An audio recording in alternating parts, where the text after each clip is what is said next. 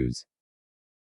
Multiple destroyers were swarmed by mysterious drones off California over numerous nights.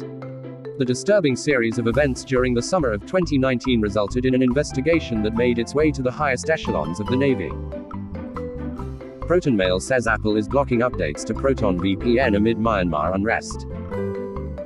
Facebook sued for deceptive practices over disinformation on platform. By offering new ways of building with wood, cross-laminated timber (CLT) has fast become the biggest trend in sustainable design. But as it gets co-opted by corporate interests, it risks encouraging catastrophic deforestation, thereby exacerbating the problem it seeks to solve. Ex-CEO John Matze sues Parler over arrogant theft, claims site was hijacked.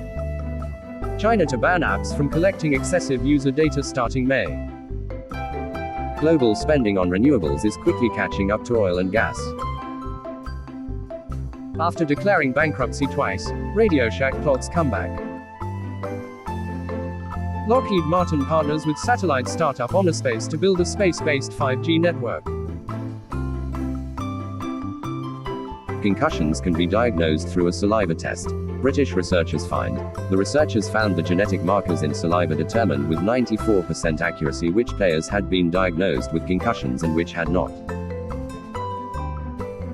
Intel invests $20 billion into new factories, will produce chips for other companies. Chrome's address bar will use https:// by default. Slower service, higher prices. Postmaster General Louis DeJoy unveils 10-year plan. Without a massive overhaul, the Postal Service will lose $160 billion over the next decade, DeJoy said. Pfizer is now testing a COVID-19 pill. Hacker dumps guns.com database with customers' admin data.